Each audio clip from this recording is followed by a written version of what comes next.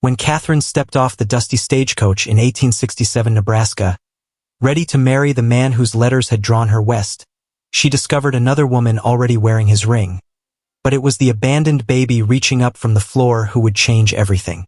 In a world where love was supposed to follow rules, what happens when three hearts must choose between convention and the family they never expected to find? The stagecoach wheels screamed against the wooden brake as they slammed to a stop, throwing Catherine forward so hard her teeth clicked together.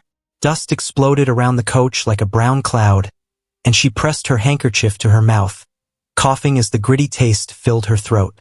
Through the small window, she saw a town that looked like someone had dropped a handful of wooden blocks onto the endless grass.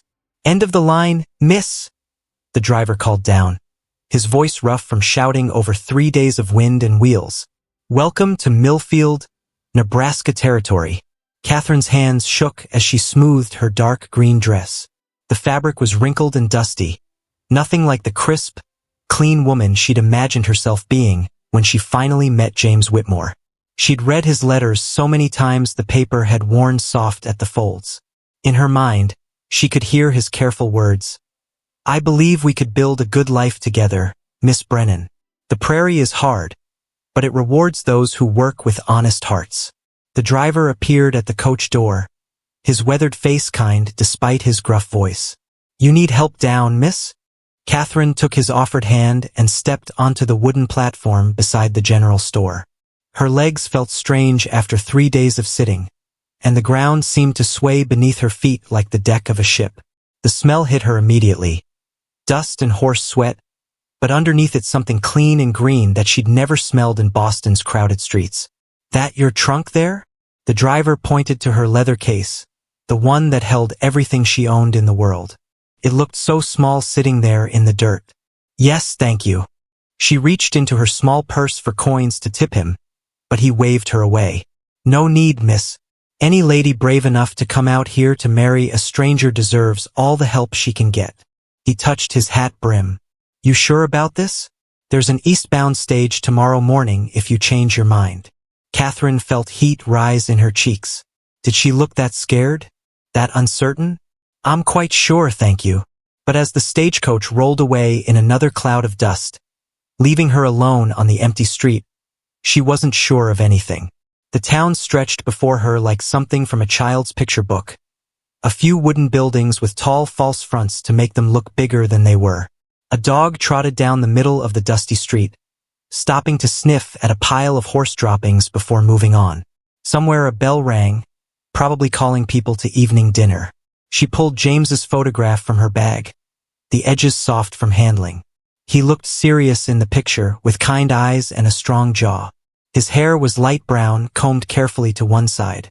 In his letters, he'd written about his farm, about the good soil and the house he'd built with his own hands. He'd told her about losing his first wife in childbirth last winter, about how hard it was to manage alone with a baby. "A man needs a wife," he'd written, "and a child needs a mother. If you're willing to work hard and help build something good, I believe we could find happiness together." Catherine had been more than willing. At 28, she was already considered an old maid by Boston standards. She'd spent 10 years sewing in Mrs. Patterson's dress shop, watching other women plan weddings while she hemmed their gowns. When her friend Mary showed her James's advertisement in the newspaper, something inside her had jumped like a fish. Now, standing in the middle of nowhere with dust settling on her best dress, she wondered if she'd made a terrible mistake. "You lost, miss." A woman's voice made her turn. A lady about her mother's age stood in the doorway of the general store, wiping her hands on a flour-dusted apron. Her gray hair was pulled back in a neat bun, and her eyes were sharp but not unkind. "I'm looking for James Whitmore's place," Catherine said, grateful to hear another human voice. The woman's eyebrows rose. "You must be the bride he's been expecting." She looked Catherine up and down, not rudely, but like she was measuring cloth for a dress. "I'm Mrs. Henderson. My husband runs the store." "Catherine Brennan," she said, offering a small curtsy out of habit. "Well, Catherine Brennan, you've got quite a walk ahead of you. Whitmore's place is about 2 miles out of town, past the old oak tree." Mrs. Henderson pointed down the dusty road. But I'd wait if I were you. My boy Tommy can drive you out in the morning. It'll be dark soon, and there's weather coming in. Catherine looked at the sky. What had seemed like white clouds when she arrived were now gray and growing darker by the minute. The wind had picked up too, making her skirt flutter around her legs. I wouldn't want to impose, she said, though the thought of walking 2 miles in the dark made her stomach clench. Nonsense. Tommy's just finishing his chores. He can take you out first thing after breakfast. Mrs. Henderson stepped aside and gestured toward the store. Come in and have some coffee. You look like you could use it. The store was warm and smelled like coffee beans and leather. Shelves lined the walls, filled with everything from bolts of cloth to sacks of flour. Mrs. Henderson led her to a small table near the back and poured coffee from a pot that sat warming on a small stove. So you're here to marry James Whitmore, Mrs. Henderson said, settling into the chair across from Catherine. He's a good man, hard worker. That farm of his is coming along real nice. You know him well? Catherine wrapped her hands around the warm coffee cup, grateful for something to hold on to. Well enough. He comes to town every week for supplies. Always polite, always pays his bills on time. Mrs. Henderson studied Catherine's face. You nervous about meeting him? Catherine nodded, not trusting her voice. That's natural. Marriage is a big step, especially when you barely know the person. Mrs. Henderson reached across the table and patted Catherine's hand. But James is decent. He'll treat you right. Thunder rumbled in the distance, and Catherine jumped. Through the store's front window, she could see the sky getting darker. Looks like you picked the right time to stop, Mrs. Henderson said. That storm's going to be a big one. The first drops of rain hit the store's windows like thrown pebbles, making Catherine flinch with each sharp crack. Mrs. Henderson got up to light a lamp as the room grew darker, the warm yellow glow pushing back against the gathering storm outside. Tommy, Mrs. Henderson called toward the back of the store. Come meet Miss Brennan. A boy about 16 appeared from behind the flour sacks, his sandy hair sticking up in all directions and his hands dusty from work. He had his mother's sharp eyes but a shy smile that made him look younger. Pleased to meet you, miss, he said, ducking his head in a quick bow. Tommy will drive you out to the Whitmore place in the morning, Mrs. Henderson explained. Won't you, son? Yes, ma'am. Tommy glanced toward the window as lightning flashed, turning everything white for a split second. Good thing you didn't try to walk out there tonight. This storm's going to be a bad one. As if to prove his point, the wind howled around the building, rattling the windows in their frames. Catherine pulled her shawl tighter around her shoulders. In Boston, storms meant staying inside by a warm fire with a cup of tea and a good book. Here, with nothing but open prairie stretching in all directions, the storm felt bigger, more dangerous. Is Mr. Whitmore's house sturdy? She asked, trying to keep the worry out of her voice. Oh yes, Mrs. Henderson said quickly. James built it himself, good and solid. Stone foundation, thick walls. He knows how to build for prairie weather. Thunder crashed overhead, so loud it seemed to shake the whole building. Catherine jumped again, spilling coffee on her dress. Don't worry, Tommy said kindly. Prairie storms sound worse than they are. Lots of noise and wind, but they pass quick. Mrs. Henderson handed Catherine a cloth to clean her dress. You'll get used to the weather out here. It's different from back east, but you learn to read the signs. See how the wind changed direction about an hour ago? That told us the storm was coming. Catherine nodded, though she hadn't noticed any change in the wind. There was so much to learn about this new place, this new life she was walking into. What if she couldn't adapt? What if James took one look at her dusty dress and nervous hands and decided he'd made a mistake?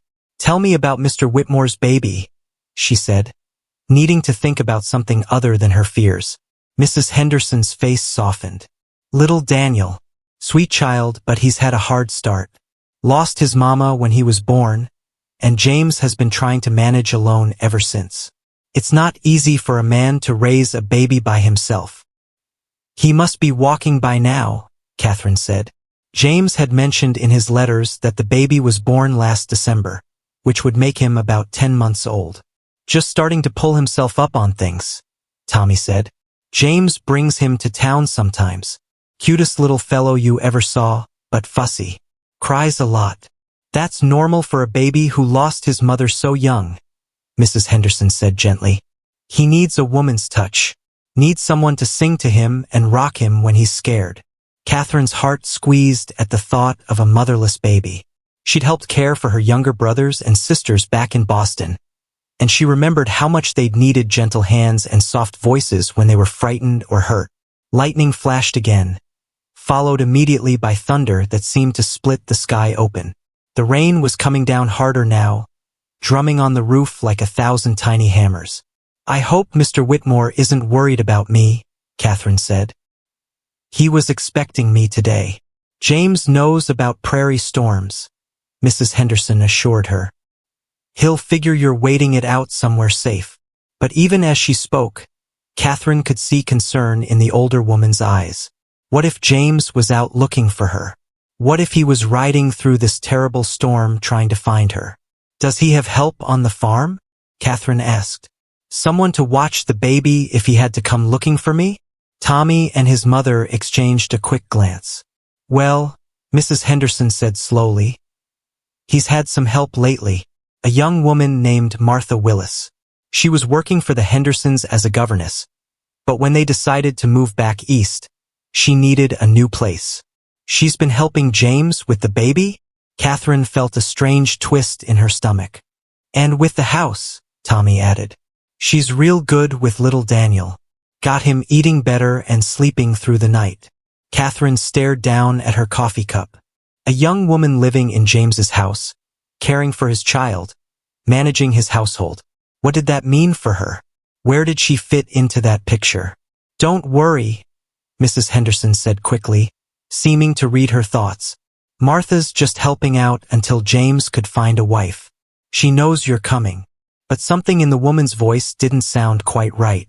A hesitation, as if there was more to the story than she was telling. Thunder crashed again, and the lights flickered. Through the storm's noise, Catherine heard something else. The sound of horse hooves splashing through mud, coming fast. Tommy jumped up and ran to the window. Someone's coming. In this storm. The hoofbeats stopped right outside the store, and a moment later the door burst open. A man stumbled in, soaked to the skin and breathing hard. Water dripped from his hat brim and his clothes clung to his tall frame. James! Mrs. Henderson exclaimed. Catherine's heart stopped. This was him. This was the man she'd traveled 1,000 miles to marry. Even wet and windblown, she could see the strong jaw from his photograph, the kind eyes that had drawn her west. James Whitmore stood in the doorway, water pooling at his feet, and his eyes found hers across the room. Catherine? He said, and her name sounded different in his voice than it had in her imagination. There was something in his tone. Surprise, yes, but also something else. Something that made her stomach drop like a stone. I came to find you, he said, and the words should have made her happy. Instead, they filled her with a cold dread she couldn't name. James stood frozen in the doorway like a man who'd seen a ghost, water dripping from his coat onto Mrs. Henderson's clean floor. His face had gone white under his tan, and his mouth opened and closed without making any sound. Well, don't just stand there letting the storm in, Mrs. Henderson said briskly, though Catherine could hear the tension in her voice. Come sit by the fire and get warm. But James didn't move. His eyes stayed locked on Catherine's face, and she could see something terrible working behind them. This wasn't how a man should look when he met his bride for the first time. This was how someone looked when they'd been caught in a lie. You came, he said finally, his voice barely above a whisper. Of course I came. Catherine stood up slowly, her legs feeling shaky. You asked me to marry you. Tommy cleared his throat uncomfortably and started backing toward the storeroom. I should go check on the horses, he mumbled. Tommy, you stay right here, his mother said sharply. James, you need to explain yourself. This young woman has traveled clear across the country to be your wife. James finally stepped inside and closed the door behind him. The storm outside seemed quieter suddenly, as if even the thunder was holding its breath. He pulled off his wet hat and ran his fingers through his damp hair. Catherine, I wrote you a letter. 3 weeks ago. I sent it to Boston. Catherine's heart started beating so hard she could hear it in her ears. What kind of letter? I told you not to come. The words fell between them like stones. I explained that my situation had changed, that I couldn't marry you after all. The room spun around Catherine. She gripped the back of her chair to keep from falling. I never received any letter. But I sent it, James said desperately. I posted it myself at Henderson's counter. Mrs. Henderson, you remember, don't you? Mrs. Henderson's face had gone very still. I remember you writing a letter. But James, the mail coach, was running late that week. And then there was that trouble with the bridge being washed out. What kind of trouble? Catherine asked, though part of her didn't want to know. The mail coach trying to cross Miller's Creek, Tommy said quietly. The bridge gave way. Driver and horses made it out, but the mail bags went into the water. Lost everything. Catherine felt like she was drowning too. So my letter, the one telling me not to come, washed away, James finished miserably. Lightning flashed outside, throwing wild shadows across the store walls. Catherine stared at James, trying to understand what this meant. Why would he tell her not to come? What had changed? I don't understand, she said. In your last letter, you said you were looking forward to meeting me. You said you thought we could build a good life together. James looked down at his wet boots. That was before. Before what? Mrs. Henderson made a small noise in her throat. James, you need to tell her the truth. All of it. Catherine's stomach clenched. There was more. Something worse than a lost letter. The truth about what? She asked. James raised his head, and she could see pain written across his features. About Martha. About what happened after I sent you that last letter. The name hit Catherine like a slap. Martha, the young woman who'd been helping with the baby. The governess who needed a new place to live. What about Martha? Catherine asked, though she was starting to guess. She and I. James struggled with the words. We got married. 2 weeks ago. The words echoed in the sudden silence. Catherine heard them, understood them, but they didn't seem real. She traveled 1,000 miles to marry a man who was already married to someone else. Married? She repeated dumbly. I tried to stop you from coming, James said desperately. I wrote that letter. I thought you'd get it and stay in Boston. I never meant for you to make the trip for nothing. Catherine felt something cold and hard settle in her chest. For nothing. That's not what I meant, James said quickly. I just meant.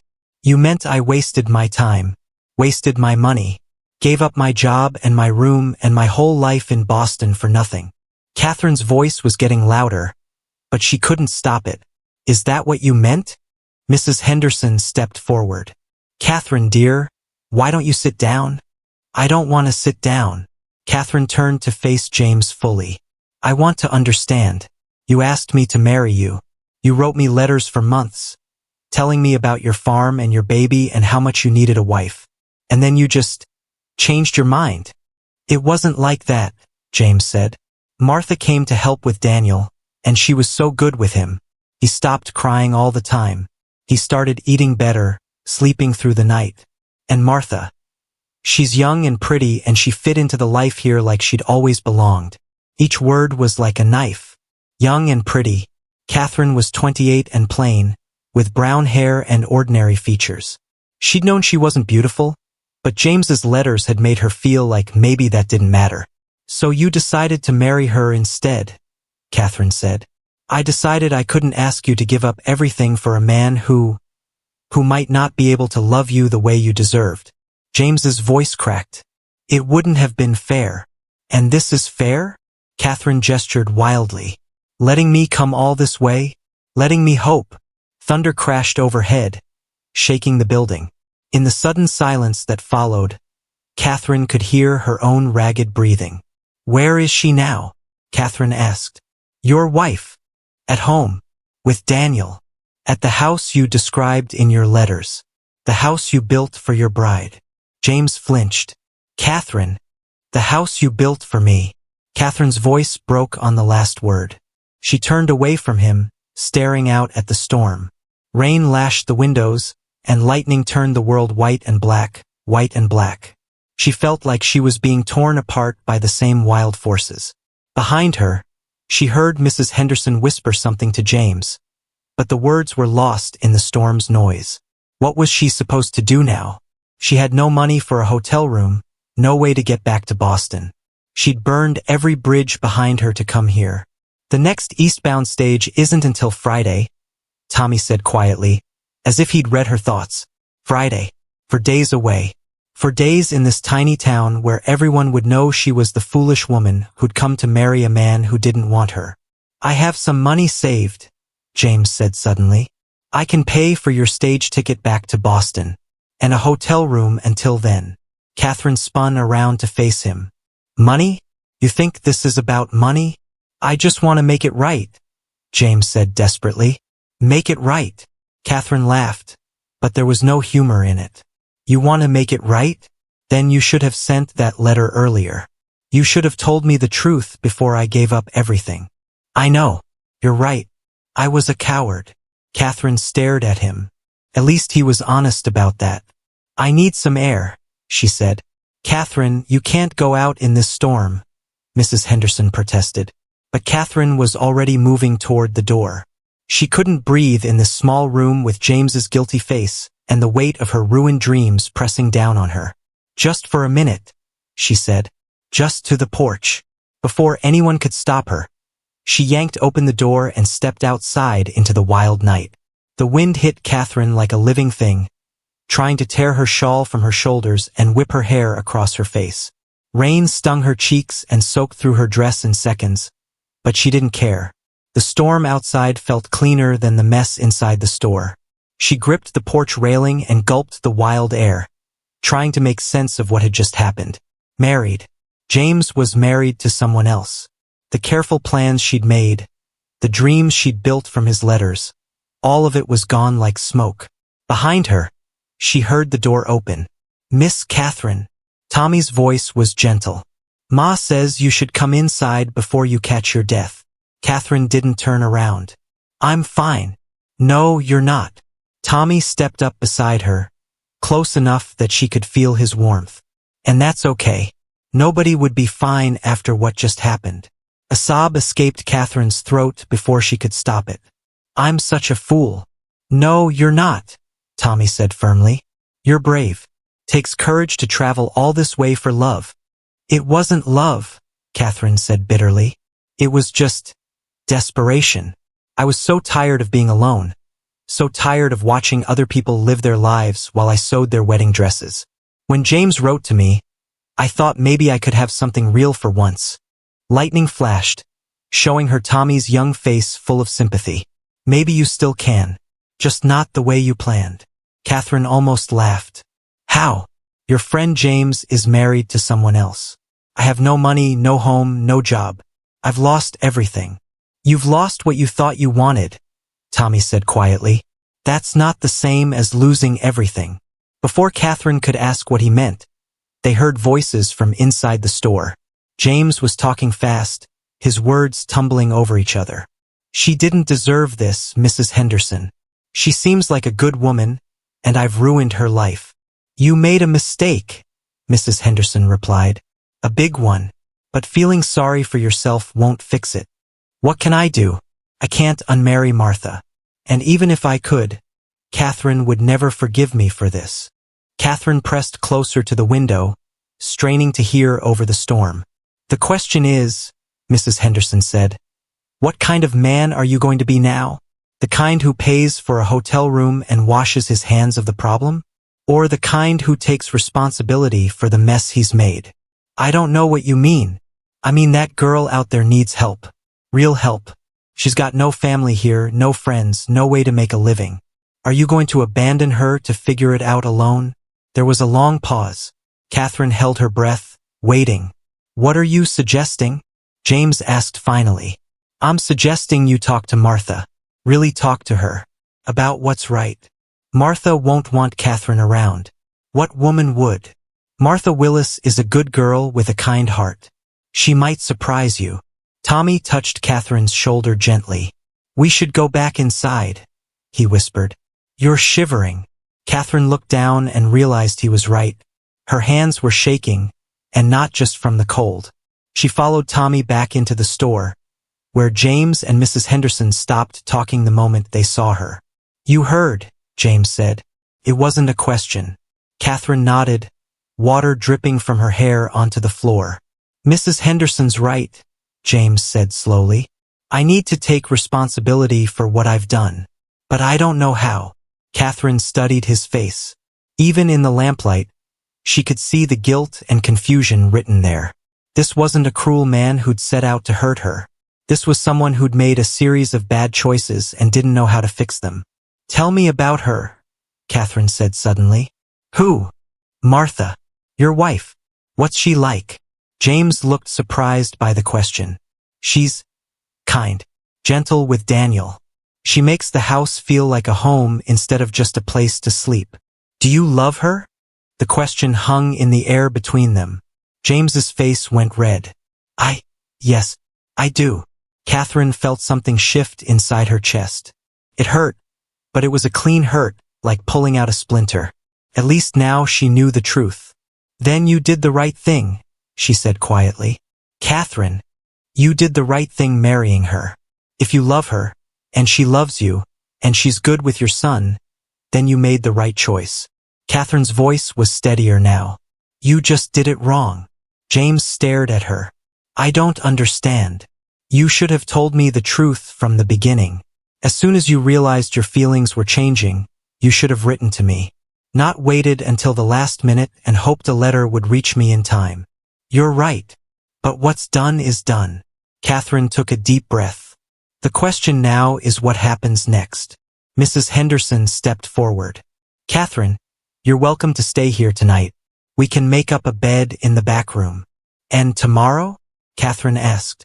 Tomorrow we figure out the rest. Thunder rumbled overhead, but it sounded farther away now. The storm was moving on, leaving behind the wreckage it had caused. Catherine looked around the warm store, at Tommy's worried face and Mrs. Henderson's motherly concern and James's guilty misery. I want to meet her, Catherine said suddenly. Who? Mrs. Henderson asked. Martha. I want to meet the woman who took my place. James looked horrified. Catherine, that's not a good idea. It would be too painful for everyone. Maybe, Catherine said, but I need to see her. I need to understand what I'm up against. You're not up against anything, James protested. This isn't a competition. Catherine smiled sadly. Isn't it? She won and I lost. The least I can do is see what a winner looks like. Mrs. Henderson and Tommy exchanged glances. If that's what you want, Mrs. Henderson said slowly, James can take you out to the farm tomorrow. What will I tell Martha? James asked desperately. The truth, Catherine said simply. That I'm here, and I need to understand why I'm not. Outside, the storm was definitely moving away. The thunder came in longer intervals now, and the rain was gentling from a roar to a steady patter. Catherine felt like the storm inside her was calming too, leaving behind a strange sort of peace. She'd lost James. She'd lost her dreams of marriage and home and belonging. But she was still here, still breathing, still capable of making choices about what came next. I'll stay tonight, she told Mrs. Henderson. And tomorrow, I'll go meet Martha Whitmore. The name tasted bitter in her mouth, but she said it anyway, because sometimes the only way forward was through the truth, no matter how much it hurt. The baby's screams cut through the morning air like a saw blade, so sharp and desperate that Catherine's hands flew to cover her ears before she could stop herself. She sat beside Tommy in the wagon as they approached James's farmhouse, and the sound made her stomach twist with worry. No child should cry like that, as if the world had ended and no one cared enough to fix it. Something's wrong, Tommy said, urging the horses faster down the rutted dirt road. The house came into view around a bend, a neat white building with green shutters and a wide front porch, exactly as James had described in his letters. But the screaming was coming from behind the house, where Catherine could see a young woman pacing back and forth in the yard, bouncing a small bundle in her arms. Even from a distance, Catherine could tell the woman was at the end of her rope. Her movements were jerky and frantic, and her voice carried on the wind as she tried to soothe the crying child. "Please, Daniel, please stop. Mama's here. Mama's trying to help." James burst out of the back door, his shirt half-buttoned and his hair sticking up like he'd been running his hands through it. He looked like he hadn't slept in days. "Did you try the milk again?" he called to the woman. "He won't take it," the woman Martha called back, her voice cracking with exhaustion. "He won't take anything. James, I don't know what else to do." Tommy pulled the wagon to a stop by the front gate, but Catherine couldn't move. She stared at Martha Whitmore, the woman who'd taken her place, and felt her heart sink even further. Martha was everything Catherine was not: young and pretty, with auburn hair that caught the sunlight and a small, delicate figure that made her look like a china doll. Even tired and frustrated, she was beautiful. "Miss Catherine." Tommy touched her arm gently. "You ready for this?" Catherine forced herself to nod and climbed down from the wagon. Her legs felt wobbly, but she made herself walk toward the gate. The baby's crying grew louder with each step, so piercing it seemed to cut right through her chest. James spotted them first. His face went white when he saw Catherine, and he said something to Martha that Catherine couldn't hear over the baby's screams. Martha turned, still bouncing the crying child, and Catherine got her first clear look at the woman who'd stolen her future. Martha was even prettier up close, with clear skin and blue eyes that were currently red from crying. But what struck Catherine most was how young she looked. Barely 20, if that. Just a girl, really, trying to mother a baby who wouldn't be comforted. "You must be Catherine," Martha said, having to raise her voice over the crying. "I'm Martha. I'm sorry about everything." Catherine didn't know what to say to that. Sorry seemed like such a small word for such a big mess. "Is the baby sick?" Catherine asked instead, stepping closer. "The doctor says he's fine," James said, reaching for his son. "But he's been like this for 3 days. Ever since the storm started. He won't eat, won't sleep, just cries and cries." Martha handed the baby to James, and Catherine got her first good look at little Daniel. He was small for 10 months old, with dark hair like his father's and the red, angry face of a child who'd been crying too long. His little fists waved in the air as if he was fighting invisible demons. "Sometimes babies get scared during storms," Catherine said, remembering her youngest brother, who'd been terrified of thunder. "The loud noises can upset them for days afterward." "We've tried everything," Martha said desperately. "Rocking, singing, warm milk, cool milk, walking, sitting. Nothing works." Catherine watched James try to soothe his son, saw the exhaustion and worry written on both parents' faces. Whatever else had happened, these people loved this child and were suffering because they couldn't help him. "May I?" Catherine asked, holding out her arms. James and Martha exchanged a quick glance. "He won't go to strangers," James warned. "He barely tolerates us right now." But Catherine was already reaching for the baby. Something about his desperate crying called to a deep place inside her, the part that had always known how to comfort frightened creatures. Daniel looked up at her with tear-filled eyes as she took him, his crying faltering for just a moment. "Hello, sweetheart," Catherine said softly, settling him against her shoulder. "You've had a hard few days, haven't you?" Daniel hiccuped and pressed his face against her neck. His little body was tense, every muscle tight with exhaustion and fear. Catherine began to walk slowly across the yard, humming under her breath, an old Irish lullaby her mother had sung to quiet, fussy babies. "Hush now, little one," she murmured. "The storm's over. You're safe now." To everyone's amazement, Daniel's crying began to quiet. His body relaxed against Catherine's shoulder, and his breathing started to even out. Within minutes, he was fast asleep, his small fist curled against Catherine's neck. The sudden silence felt almost magical. James and Martha stared at Catherine as if she'd performed a miracle. "How did you do that?" Martha whispered, afraid to speak too loudly and wake the baby. "I don't know," Catherine said honestly. "Sometimes babies just need a different touch, I suppose." She looked down at the sleeping child in her arms and felt something break open in her chest. This was James's son, the baby he'd written about in his letters, the child who was supposed to need her as a mother. And here he was, sleeping peacefully against her shoulder as if he'd been waiting for her all along. "He likes you," James said quietly, wonder in his voice. "He never settles like that for anyone." Catherine felt tears sting her eyes. Of course he liked her. Of course the sweet, hurting baby would choose her, just as his father had chosen someone else. It was like a cruel joke the universe was playing on her heart. "We should put him down for a nap," she said, her voice thick. Martha nodded and led the way into the house. Catherine followed, carrying the sleeping baby, and tried not to notice how lovely the house was inside. Clean white walls, cheerful yellow curtains, braided rugs on the polished wood floors. It was exactly the kind of home she'd dreamed of having.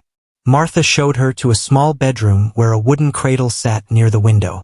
Catherine laid Daniel down gently, covering him with a soft blue blanket. He stirred slightly but didn't wake. "Thank you," Martha said softly as they tiptoed out of the room. "We haven't slept in 3 days. I was starting to think we were doing something wrong." Catherine turned to really look at Martha for the first time. Up close, she could see the exhaustion in the younger woman's face, the worry lines around her eyes. Whatever else Martha was, she wasn't the selfish girl Catherine had imagined. She was just someone trying her best to care for a child who wasn't even hers. "You're not doing anything wrong," Catherine said gently. "Babies can be difficult sometimes, especially when they've been frightened. You're doing a good job." Martha's eyes filled with tears. "I don't feel like I am. I don't know anything about babies. I was a governess for older children, and Daniel is so small, so helpless. Sometimes I think he knows I'm not his real mother." The words hit Catherine like a slap. Not his real mother. Because his real mother was dead, and Catherine was supposed to be the one taking her place. "Being a mother isn't about blood," Catherine said, surprised by the steadiness of her own voice. "It's about love and caring and showing up every day, even when you're tired and scared. From what I can see, you're doing all of those things." Martha wiped her eyes with the back of her hand. "James says you came here to marry him, that you traveled all the way from Boston." "I did." "I'm sorry," Martha said again. "I know that doesn't fix anything, but I truly am sorry. I never meant to take anything away from you." Catherine studied Martha's face and saw only honest regret there. No spite, no triumph, just genuine sorrow for Catherine's pain. "How did it happen?" Catherine asked. "Between you and James?" Martha's cheeks turned pink. "I came to help with Daniel when he was sick with a fever. James was so worried and so tired from trying to manage alone. We started talking and I suppose we just found comfort in each other. It wasn't planned. We never meant to fall in love." Love. There was that word again. Catherine could see the truth of it in Martha's face, could hear it in the way she said James's name. "Do you regret it?" Catherine asked. Martha was quiet for a long moment. "I regret that you were hurt by it. But no, I don't regret loving James. I can't regret that." Catherine nodded slowly. At least Martha was honest. From the baby's room came a soft whimper, and both women froze.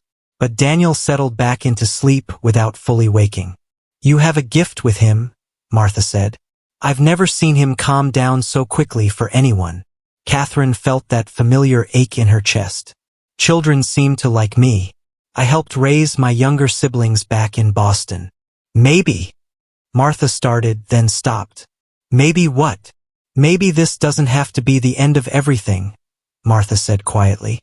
"Maybe there's a way for all of us to figure this out." Catherine stared at her. "What do you mean?" But before Martha could answer, they heard voices from the front yard. James was talking to someone, his voice tight with tension. "That sounds like trouble," Martha said, moving toward the window. Catherine followed and looked out to see a man on horseback talking animatedly to James. Even from inside the house, she could see that James was upset about something. Who is that? Catherine asked.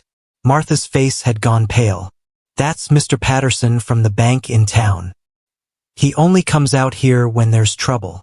As if to confirm her words, James's voice rose loud enough to carry through the window. But you said I had until the end of the month.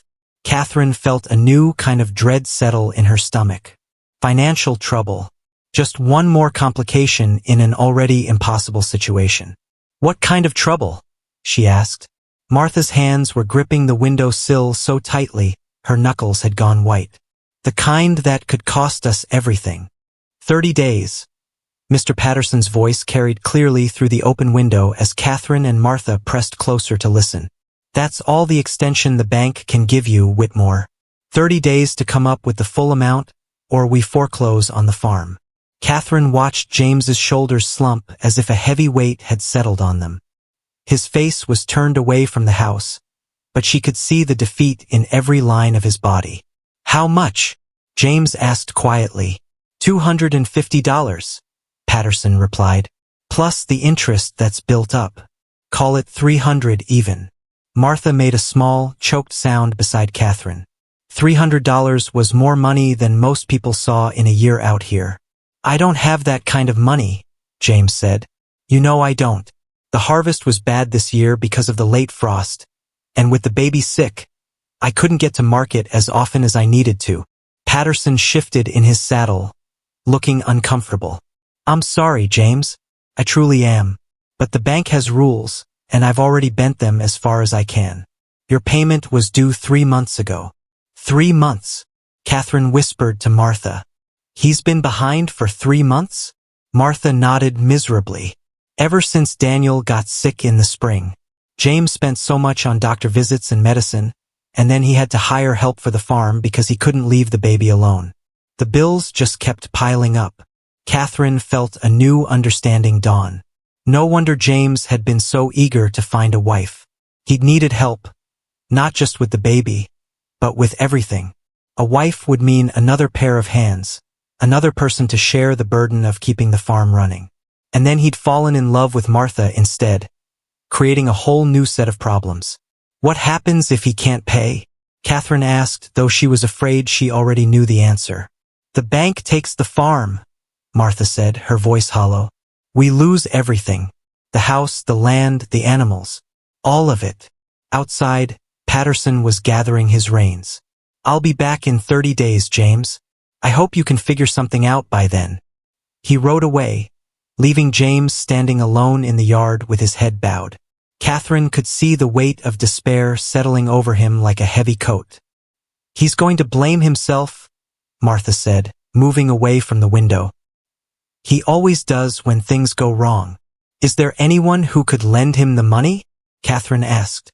Family? Friends? Martha shook her head. James's parents died 5 years ago. His brother moved to California after the war. And $300. Most people around here don't have that kind of money to spare. Catherine thought about her own small savings, carefully hoarded from years of sewing.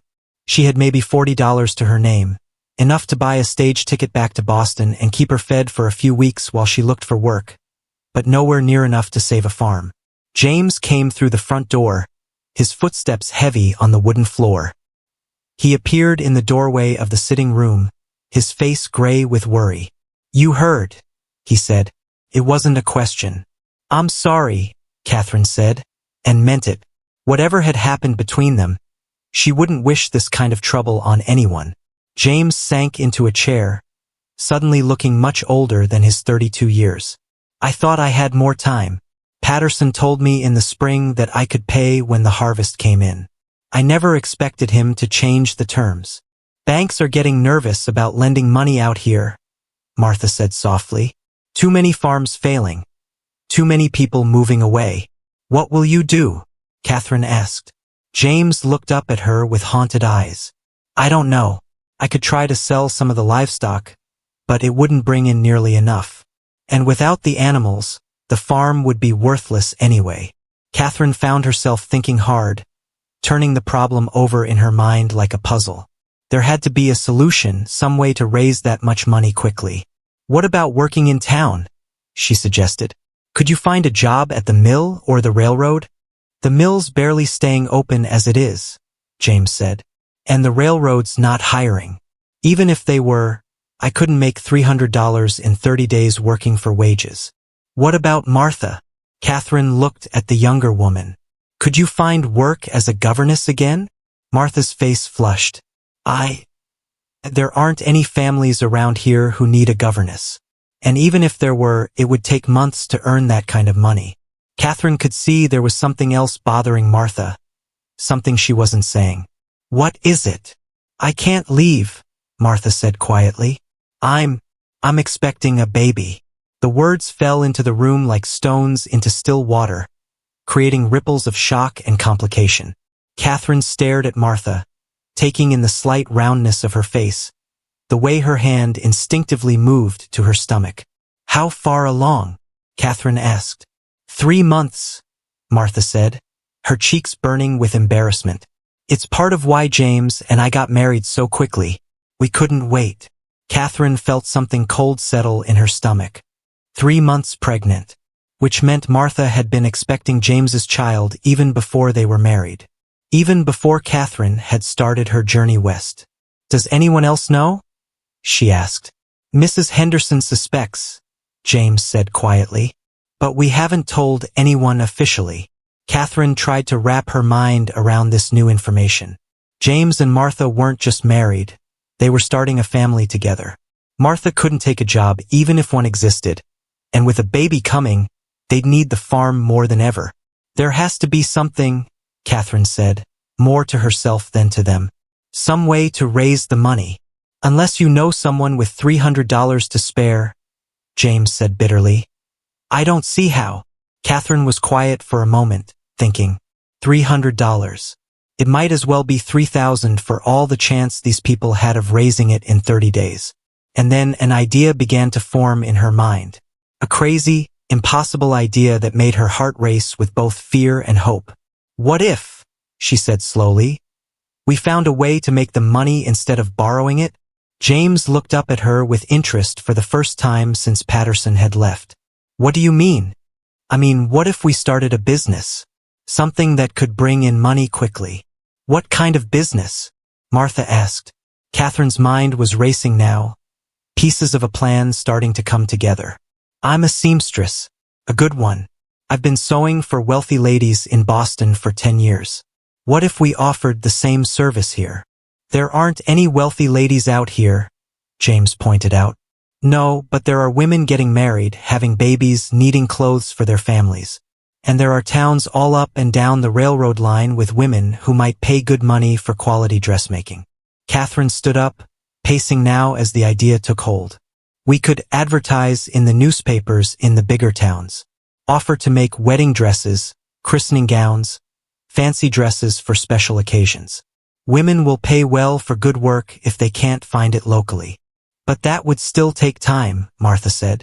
And we only have 30 days. Not if we work fast and charge premium prices, Catherine said. If we could get just 10 orders at $30 each, that would be $300. James was staring at her as if she'd grown a second head. $30 for a dress? For a custom-made wedding dress with hand embroidery and fine fabric? Ladies in Boston pay $50 or more for that kind of work. Catherine felt excitement building in her chest. Out here, where good seamstresses are scarce, we could charge whatever we wanted. But how would we get orders so quickly? Martha asked. It takes weeks for letters to reach the bigger towns and come back. Catherine smiled, the first real smile she'd felt since arriving in Nebraska. We don't use letters. We use the telegraph. The room fell silent as James and Martha absorbed this idea. Catherine could almost see them turning it over in their minds, looking for flaws, looking for hope. It's crazy, James said finally. Crazy enough that it might work, Catherine replied. From the baby's room came a soft cry as Daniel woke from his nap. Martha started to get up, but Catherine waved her back down. I'll get him, she said. We need to talk about this more, and he seems to like me. As she went to comfort the baby, Catherine felt something she hadn't experienced since stepping off the stagecoach. Hope. Maybe she couldn't have the life she'd planned, but maybe she could help save the lives of the people who'd taken her place. And maybe, just maybe, she could find a new kind of belonging in the process. The telegraph key clicked like angry insects as Catherine tapped out her message. Her fingers flying over the brass lever with practiced speed she didn't know she possessed. Custom wedding dresses stop, finest materials stop, rush orders welcome stop, reply Millfield, Nebraska stop. Mr. Henderson, the telegraph operator and store owner, watched her work with growing amazement. Where'd you learn to use that thing, miss? My cousin worked for Western Union back in Boston, Catherine said, not looking up from the key. He taught me the code when I was younger. Never thought I'd need it. The clicks echoed through the store as she sent the same message to newspapers in Omaha, Lincoln, and Kansas City. Each telegram cost precious money, 75 cents per message, but it was an investment that could save the farm. That's 15 messages total, Mr. Henderson said, tallying up the cost. $11.25. Catherine's heart sank as she counted out the money from her small purse. That was nearly a quarter of her remaining savings, gone in one afternoon. But as she handed over the coins, she caught sight of James and Martha through the store window. They were loading fabric into their wagon. Beautiful bolts of silk and satin that Mrs. Henderson had ordered for a wedding that was canceled last month. Those materials would have cost me $50 in Boston, Catherine murmured, watching them work together. What's that? Mr. Henderson asked. Nothing. Just thinking out loud. Catherine folded the receipt carefully. How long before we might hear back? If anyone's interested, maybe by tomorrow evening. Telegraph's fast. But people need time to think about spending that kind of money. Catherine nodded and walked outside to where James was securing the last bolt of fabric in the wagon. His movements were quick and purposeful, but she could see the tension in his shoulders. They were gambling everything on her crazy plan. Second thoughts? She asked, climbing up onto the wagon seat beside Martha. Third and fourth thoughts, James admitted, clicking to the horses. But we're past the point of backing out now. As they rode back toward the farm, Martha shifted uncomfortably beside Catherine. The younger woman had been quiet all afternoon, ever since they'd committed to the plan. You don't think this will work, Catherine said. It wasn't a question. Martha was quiet for a long moment. I think you're very brave to try. But Catherine, what if we get orders and can't fill them in time? What if the dresses aren't good enough? We'd be taking people's money for work we might not be able to deliver. The work will be good enough, Catherine said with more confidence than she felt. I've been sewing since I was 8 years old. I know what I'm doing. But can you really make 10 wedding dresses in 25 days? James asked from the driver's seat. Working alone? Catherine had been asking herself the same question all afternoon. 10 custom dresses, with hand embroidery and perfect stitching, in less than a month. It would mean working from dawn until well past midnight every single day. I won't be working alone, she said finally. Martha can help. I don't know anything about fine sewing, Martha protested. I can mend and do basic alterations, but wedding dresses. I can teach you, Catherine said. The simple tasks anyway. Hemming, basic seams, preparing materials. It's not about what you know now. It's about what you can learn. They reached the farm as the sun was setting, painting the sky orange and pink. As James unhitched the horses, Catherine and Martha carried the precious fabric into the house. Catherine spread the materials across the kitchen table, running her hands over the smooth silk and delicate lace. It's beautiful, Martha said softly, touching a bolt of ivory satin. I've never seen fabric this fine. This piece alone could make a dress worth $40 in the right hands, Catherine said. The trick is making sure we have the right hands. Over dinner, they planned out the workspace. The front parlor would become Catherine's sewing room, with good light from the big windows and space for cutting tables. Martha's job would be to help with the simpler tasks and, most importantly, to care for Daniel so Catherine could work without interruption. What about advertising? James asked as Martha cleared the dishes. The telegrams were just the first step. We need people to actually place orders. Catherine had been thinking about that too. Word of mouth will be our best advertisement. If we can make 1 or 2 perfect dresses and get them seen at the right places, other orders will follow. Where are the right places around here? Martha asked. Church weddings, social gatherings, anywhere the wealthy women from the bigger towns might see our work. Catherine paused, struck by a sudden thought. James, when is the next big social event in the area? James thought for a moment. The Harvest Dance in Millfield is next Saturday. People come from all the surrounding towns. And, he hesitated. And what? Judge Morrison's daughter is getting married next month. Big wedding, lots of fancy people from Omaha coming.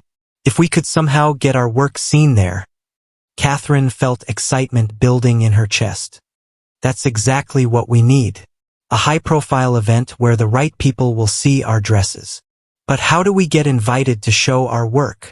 Martha asked practically. Before Catherine could answer, a sharp knock came at the front door. James frowned. Visitors after dark were unusual and often meant trouble.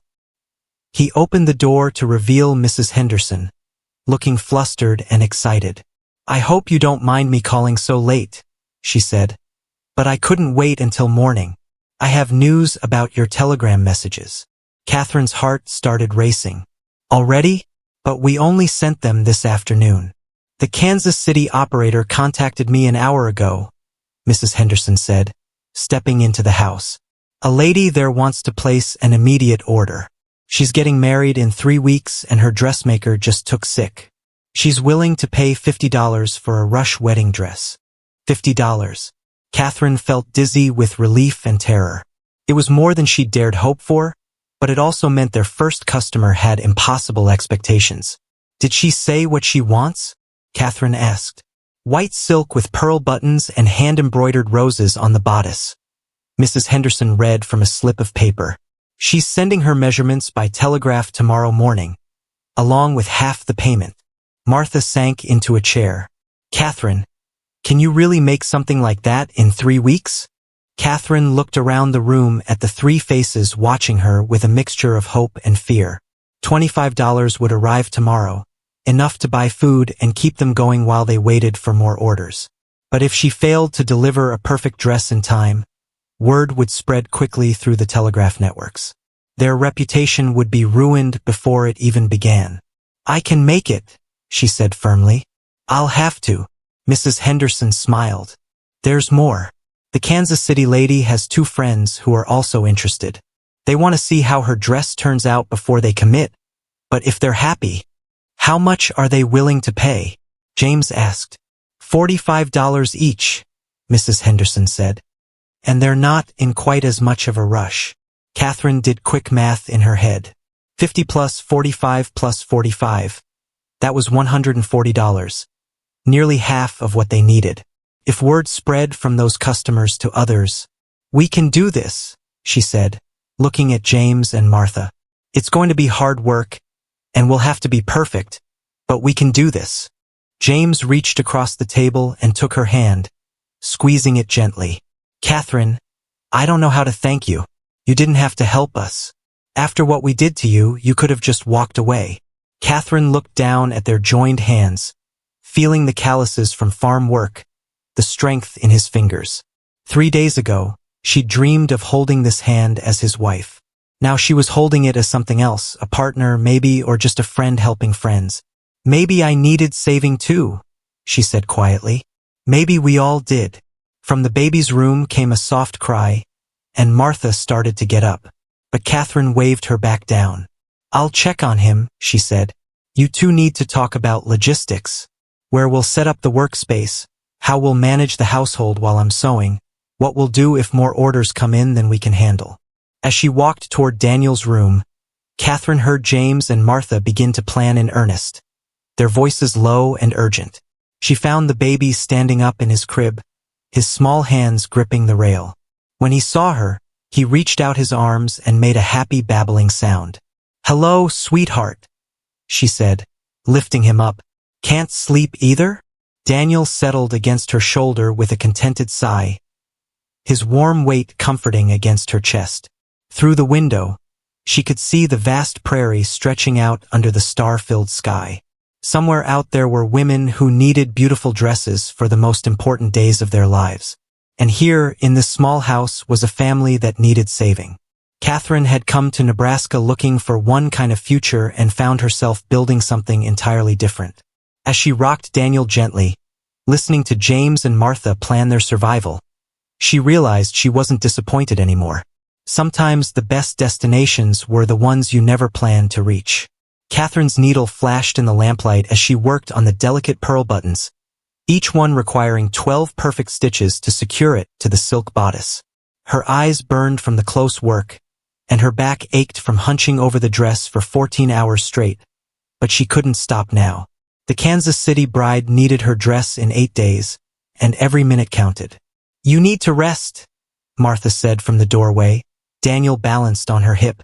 "You've been sewing since before dawn." "Just a few more buttons," Catherine murmured, not looking up from her work. The white silk seemed to glow in the lamplight, and the hand-embroidered roses she'd spent 3 days creating looked like real flowers scattered across the fabric. Martha stepped closer to examine the dress, and Catherine heard her sharp intake of breath. "Catherine, this is the most beautiful dress I've ever seen." Catherine finally looked up, blinking to clear her vision. The dress was beautiful, probably the finest work she'd ever done. The silk fell in perfect folds, the neckline was elegantly curved, and every stitch was invisible and strong. But would it be enough to build their reputation? "Mrs. Patterson is coming by tomorrow to see it," Catherine said, rolling her shoulders to ease the tension. "She's the banker's wife, and she knows everyone in 3 counties. If she likes what she sees, she'll spread the word," Martha finished. "Catherine, you're a miracle worker. I never imagined sewing could be so artistic." Catherine smiled tiredly. "My mother always said that sewing was just another way of telling stories. This dress is telling the story of the happiest day in someone's life." A knock at the front door interrupted them. Martha frowned. It was past 9 o'clock, late for visitors.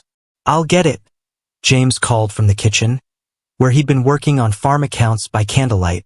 Catherine heard voices from the front porch, James speaking in low, urgent tones with someone she didn't recognize. After a few minutes, James came into the parlor with a worried expression. "That was Billy Morrison from town," he said. "He rode out to warn us. There's been talk at the saloon about our dress business." Catherine felt her stomach drop. "What kind of talk?" "Some of the men are saying it's not proper for an unmarried woman to be living in a house with a married couple. They're suggesting that there's something improper going on." Martha's face went pale. "Who's saying these things?" "Morton and his friends, mostly," James said, naming the town's biggest gossip and troublemaker. "Billy says they're stirring up the church ladies too, saying we're setting a bad example." Catherine set down her needle with hands that trembled slightly. She'd been so focused on the work, so caught up in the hope of saving the farm, that she hadn't thought about how their arrangement would look to outsiders. "Maybe I should move to the hotel," she said quietly. "I don't want to cause problems for you and Martha." "No," Martha said firmly, surprising them both. "You're not going anywhere. We need you and you need us. What we're doing isn't wrong, no matter what small-minded people think." "But if it affects our business," Catherine said. "If people won't buy dresses from us because of gossip, then we'll prove them wrong," James said. "We'll show them that our work speaks for itself." As if summoned by their conversation, another knock came at the door. This time it was Mrs. Henderson, looking excited despite the late hour. "I'm sorry to bother you again," she said, "but I have more news from the telegraph office. 3 more orders came in today, 1 from Omaha, 2 from Lincoln, and—" She paused dramatically. "Judge Morrison's wife wants to meet with you tomorrow about her daughter's wedding dress." Catherine felt the room spin around her. 6 orders total now, worth nearly $300 if they could complete them all.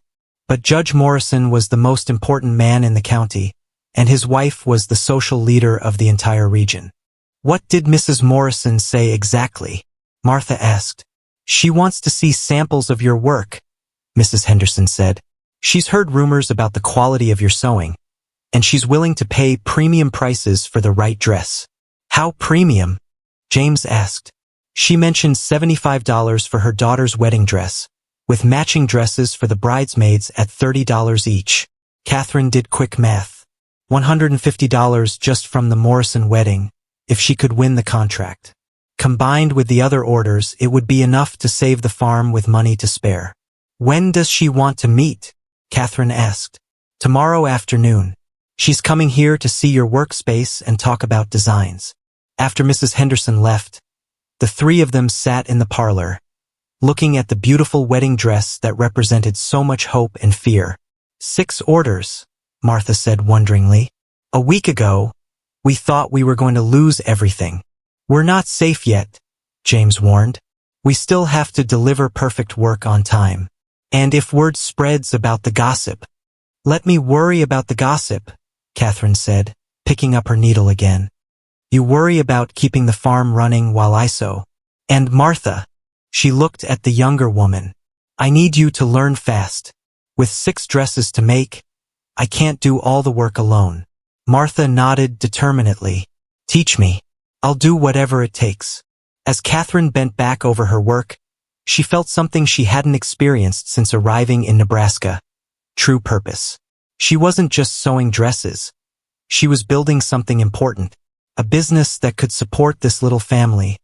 A reputation that could open doors for all of them. But most importantly, she was finding her place in a world that had seemed to reject her. Not as James's wife, not as the woman she'd planned to become, but as herself, Catherine Brennan, who could make beautiful things with her hands and save people with her skills. The needle flashed in the lamplight as she worked, each stitch binding her more tightly to this new life she was creating. Outside, the prairie wind whispered through the grass, carrying the scent of autumn and the promise of change. Tomorrow would bring Mrs. Morrison and the chance to secure their future. Tonight, there was only the work, the steady rhythm of needle through silk, and the growing certainty that she was exactly where she needed to be. In the kitchen, she could hear James and Martha talking quietly about the orders, making lists and plans. From the baby's room came the soft sound of Daniel's peaceful breathing, and in her hands, the white silk dress seemed to shimmer with possibility, each pearl button reflecting the lamplight like a tiny star. Catherine smiled as she worked, thinking about the bride who would wear this dress in 8 days. She didn't know the woman's name or her story, but she knew that on her wedding day, she would feel beautiful and special and loved, and that, Catherine realized, was its own kind of magic. The dress was nearly finished now, needing only the final touches that would transform it from mere fabric into something that would make dreams come true. As Catherine worked, she felt her own dreams shifting and changing, becoming something different but no less precious than what she'd originally hoped for. She had come to Nebraska to find a husband and had found something better. A family that needed her, work that fulfilled her, and a place where her talents could flourish. It wasn't the life she'd planned, but it was turning out to be exactly the life she needed. Mrs. Morrison swept into the farmhouse parlor like a queen entering her throne room, her burgundy silk dress rustling with every step and her sharp eyes taking in every detail of Catherine's makeshift sewing workshop. Behind her came her daughter Eleanor, a pretty blonde girl of 19 who looked terrified of her own upcoming wedding. So this is where the magic happens, Mrs. Morrison said, her voice carrying the authority of someone used to being obeyed. She examined the cutting table, the neat rows of thread, and the half-finished dresses hanging on wooden forms like silk ghosts. Catherine's hands trembled slightly as she lifted the completed Kansas City dress from its protective sheet. 3 sleepless nights of work had produced something that looked like it belonged in a fairy tale. Ivory silk that seemed to capture sunlight, pearl buttons that gleamed like dewdrops, and embroidered roses so delicate they might have grown from the fabric itself. Good heavens, Eleanor gasped, reaching out to touch the silk before her mother caught her wrist.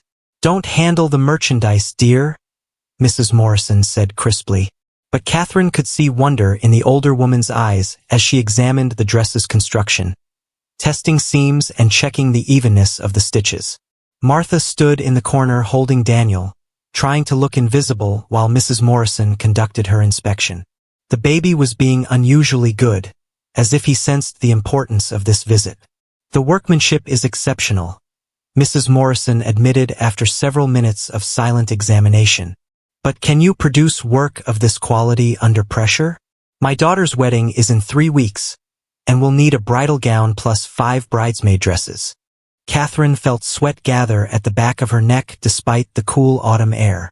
6 dresses in 3 weeks, including the most important wedding dress she'd ever made. It was possible, but only if everything went perfectly. I can do it, she said, keeping her voice steady. But I'll need exact measurements for all the bridesmaids, and decisions about fabrics and designs by tomorrow. Mrs. Morrison smiled, but it wasn't a kind expression. I like confidence in my business partners.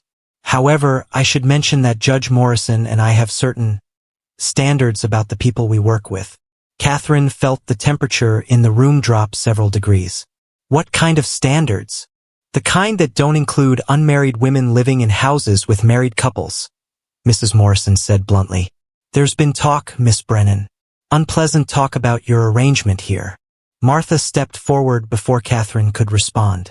Mrs. Morrison, Miss Brennan is helping us save our farm. There's nothing improper about. I'm not interested in your domestic arrangements. Mrs. Morrison cut her off. I'm interested in protecting my family's reputation. If we hire Miss Brennan for Eleanor's wedding, we need assurance that there won't be any scandal attached to the work. Catherine felt rage building in her chest like steam in a kettle. After everything she'd sacrificed, all the work she'd put in, this woman was going to judge her based on gossip and small-town prejudice. What kind of assurance do you want? Catherine asked, her voice tight with controlled anger. Mrs. Morrison studied her for a long moment. Move into town. Take a room at the boarding house. Conduct your business from there, away from this situation. That's impossible, James said from the doorway, where he'd been listening to the conversation. Catherine needs space to work, and the boarding house doesn't have room for cutting tables and dress forms. Then perhaps Miss Brennan needs to decide what's more important, Mrs. Morrison said coolly. Her business reputation or her current living arrangement. Eleanor looked miserable, caught between her mother's demands and her obvious desire for one of Catherine's beautiful dresses. Mother, maybe we could. Eleanor, you'll speak when you're spoken to, Mrs. Morrison snapped. The room fell silent except for the ticking of the mantel clock and Daniel's soft babbling. Catherine looked around at the faces watching her. Martha's worried concern, James's frustrated helplessness, Eleanor's silent pleading. I need time to think about this, Catherine said finally. You have until tomorrow morning, Mrs. Morrison replied. If you're still living here when I send my husband's secretary to check, we'll find another dressmaker. After the Morrisons left, Catherine sank into the rocking chair where she'd spent so many hours sewing. The beautiful Kansas City dress mocked her from its place on the cutting table. All that work, all that hope, threatened by the narrow minds of people who couldn't see past their own prejudices. You can't move to town, Martha said fiercely. This is your home now. We're your family. Catherine felt tears sting her eyes. Family. Yes, that's what they'd become. This odd little group of people thrown together by circumstances. But families sometimes had to make sacrifices for each other. Maybe Mrs. Morrison is right, Catherine said quietly. Maybe my being here is causing more problems than it's solving. Don't you dare, James said, his voice rough with emotion. Don't you dare let them drive you away. Not after everything you've done for us. Before Catherine could respond, the sound of hoofbeats announced another visitor. Through the window, they could see Tommy Henderson riding hard toward the house, his face flushed with excitement. Miss Catherine, he called, jumping down from his horse before it had fully stopped. You need to come to town right away. What's wrong? Martha asked, stepping onto the porch with Daniel still in her arms. Nothing's wrong, Tommy said, grinning widely. Everything's right. The telegraph's been clicking all afternoon with orders. Ladies from as far away as St. Louis want your dresses. Ma's got a whole stack of messages waiting for you. Catherine felt the world tilt around her. More orders meant more money, more security for the farm. But it also meant more pressure, more work, and more attention from people like Mrs. Morrison. How many orders? She asked. 12 so far, Tommy said. And word is spreading. The Kansas City lady showed your dress to her friends, and now everyone wants one. Ma says you could charge twice what you're asking and people would still pay. 12 orders. Combined with the ones they already had, that was enough money to save the farm and set them up for years to come. But only if Catherine could figure out how to manage the workload and the social pressure. There's something else, Tommy said, his expression growing serious. Mr. Morton and some of the other men were at the saloon talking about coming out here. Something about teaching folks a lesson about proper behavior. James's face went hard. What kind of lesson? I don't know exactly, but Pa thinks you should be careful.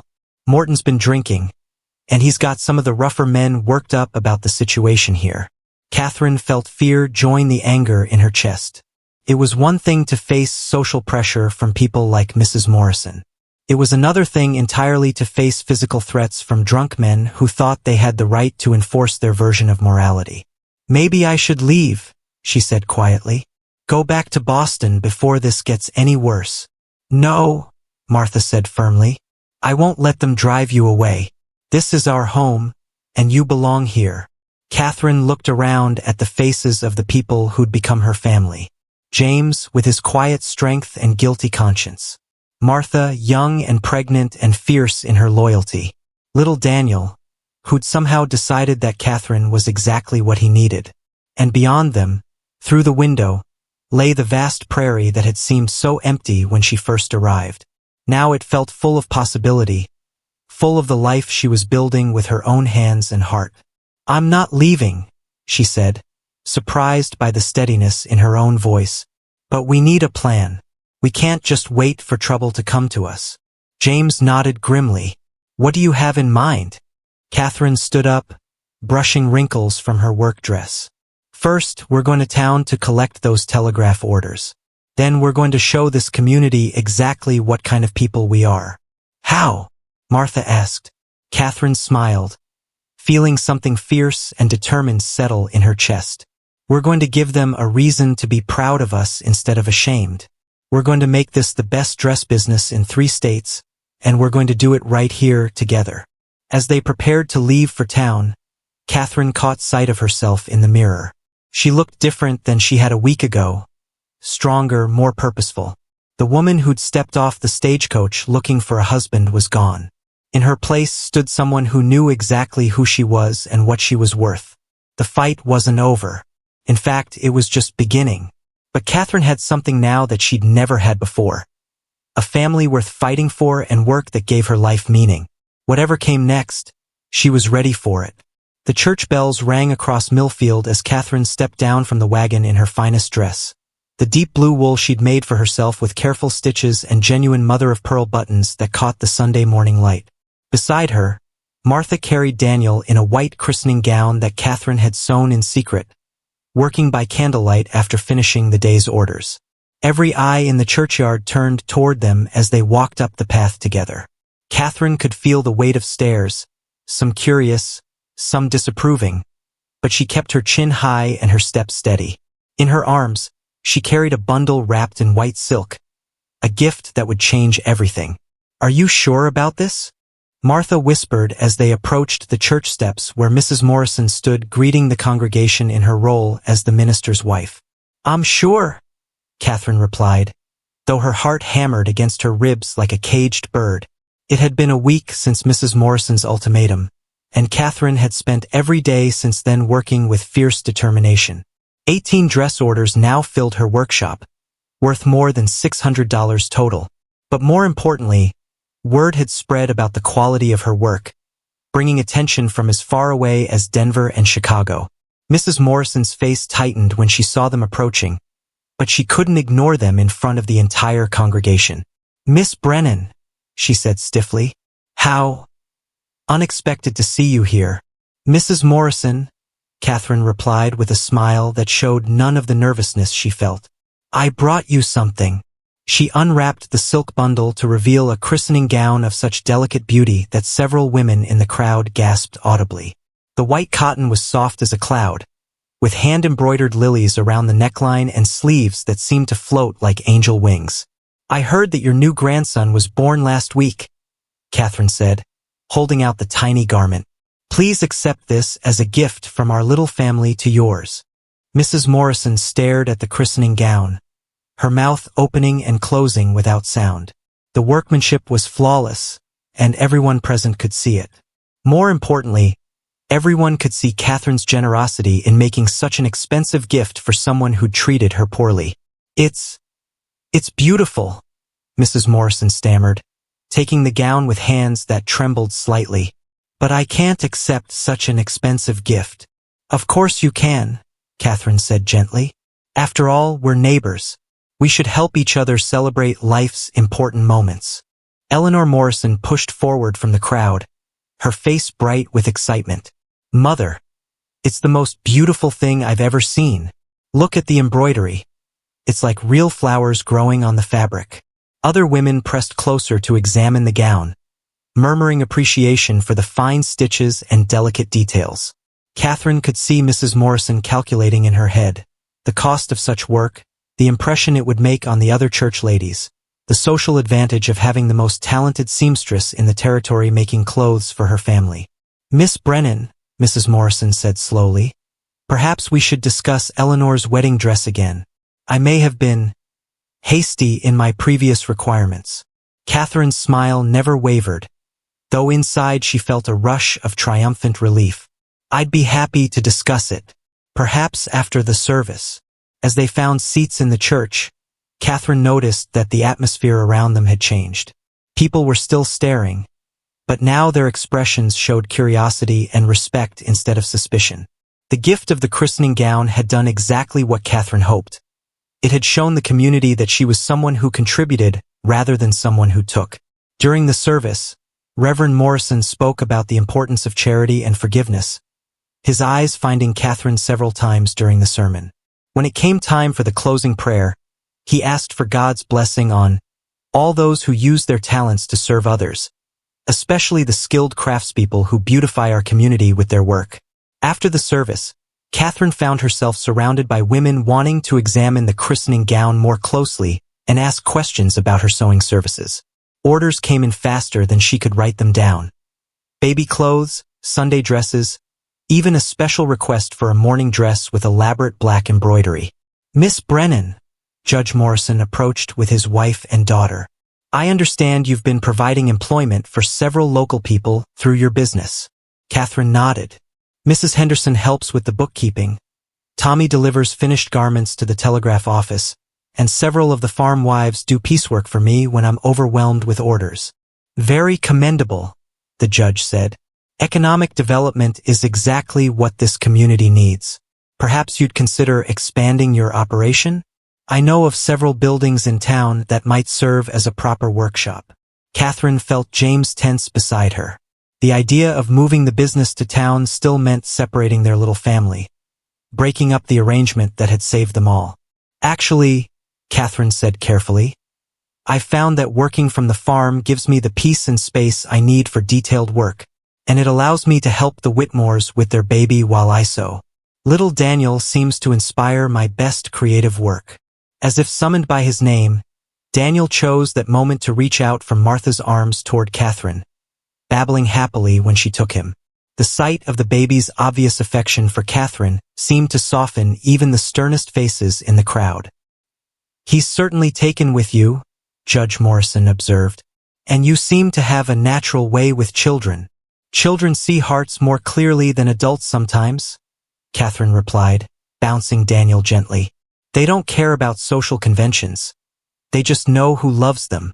Mrs. Morrison stepped forward, still clutching the christening gown. "Miss Brennan, I owe you an apology. I allowed gossip and convention to cloud my judgment about your character.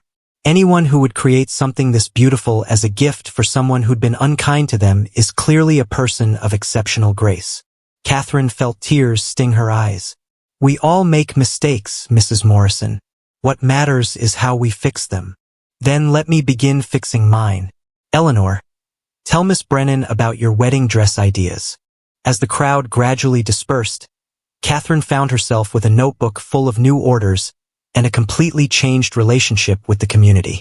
The whispers and suspicious looks had been replaced by genuine respect and friendship. Walking back to the wagon with James and Martha, Catherine felt a lightness in her chest that she hadn't experienced since arriving in Nebraska. The farm was saved, the business was thriving, and their unconventional family had found acceptance in the place they'd chosen to call home. "You did something amazing back there," Martha said, settling Daniel in his basket for the ride home. "The way you handled Mrs. Morrison, the gift, showing everyone who you really are. It was brilliant." "It was brave," James added, helping Catherine up onto the wagon seat. "You could have been bitter about the way people treated you. Instead, you showed them kindness." Catherine looked back at the church where people were still talking in small groups, many of them holding scraps of paper with her measurements and design notes. "I learned something important this week. You can't control what people think about you, but you can control who you choose to be. And I choose to be someone who builds rather than tears down." As they drove home across the prairie, the afternoon sun painted the grass gold and the sky stretched endlessly above them. Catherine held Daniel while Martha leaned against James's shoulder, all of them comfortable with the arrangement that had once seemed so impossible. "So what happens now?" Martha asked. "With the business growing so fast and all these orders." "Now we hire help," Catherine said practically. "We teach other women the skills they need to do good work, and we build something bigger than just a dress business. We build a place where women can support themselves and their families with their own talents." "And what about us?" James asked quietly. "What happens to our family?" Catherine looked at the three people who'd become her world. James with his quiet strength and gentle heart, Martha with her fierce loyalty and growing confidence, and little Daniel who'd somehow chosen her as his own. They weren't the family she'd planned, but they were the family she'd been given. "We stay together," she said simply. "We keep being who we are, people who take care of each other, who work hard, who don't let other people's narrow ideas determine our worth. We keep being a family, whatever that looks like." As the farmhouse came into view, Catherine could see her sewing workshop through the parlor windows, dress forms draped with silk and satin, cutting tables covered with patterns and fabric, the tools of a trade that had become so much more than just a way to make money. It had become a way to make a life built on her own terms, with people who loved her for who she was rather than who they expected her to be. The mail-order bride who'd been replaced had discovered something far more valuable than a husband. She'd discovered herself, and in doing so, had found a home where she truly belonged. The prairie wind carried the scent of approaching winter and the promise of new beginnings. Catherine pulled her shawl tighter around her shoulders and smiled, knowing that whatever challenges lay ahead, she was exactly where she was meant to be.